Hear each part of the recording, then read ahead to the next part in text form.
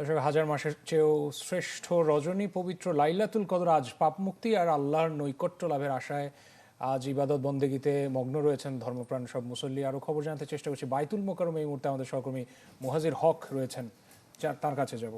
মুহাজির, কিছুক্ষণ আগে আপনার সাথে যখন কথা হচ্ছিল তখন তারাবির সময় ছিল। এখন সম্ভবত তারাবির শেষের দিকে বা শেষ হয়ে গেছে। এখন সবাই নিশ্চয়ই লাইলাতুল কদরের যে নামাজ, সেই নামাজ তারা পড়বেন। এখন কি অবস্থা দেখছেন? মুসল্লিরা কি কিছু বলেছেন বা পারিপার্শ্বিক অবস্থাটা বলবেন?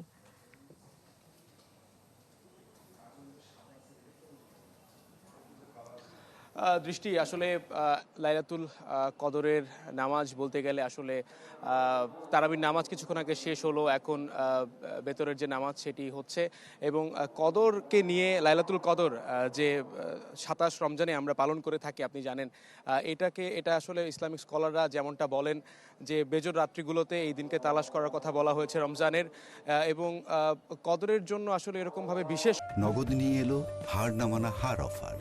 সর্বনিম্ন ১০,০০০ টাকা রেমিটেন্স নগদে পাঠালে থাকছে স্বর্ণের হার জেতার সুযোগ। কোনো নামাজ বা বিশেষ কোনো ইবাদত এরকমভাবে ইসলামিক স্কলাররা তারা আসলে কখনোই বলেনি। তারা একটা কথা বারবার বলেছেন আমাদেরকে, যে এই রাতের সবচেয়ে বড় ইবাদত হচ্ছে ক্ষমা চাওয়া। এই রাতের সবচেয়ে বড় ইবাদত ক্ষমা চাওয়া, এবং সেই ক্ষমার জন্য, একটা নতুন শুরুর জন্য, সৃষ্টিকর্তার সান্নিধ্য লাভের জন্য তারা এই রাতে মূলত একসাথে হন, শবে কদর তালাশ করে থাকেন। তবে ২৭ রমজান একটা বিশেষ তাৎপর্যপূর্ণ দিন।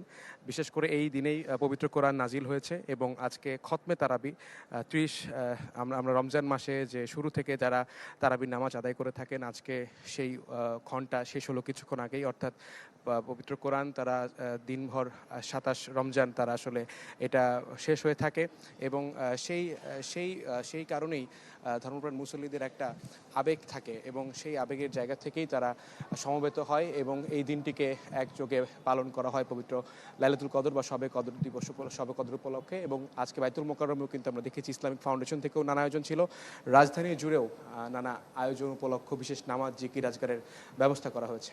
দৃষ্টি। জি মুহাজির হক, ধন্যবাদ আপনাকে আমাদের সাথে যুক্ত হওয়ার জন্য।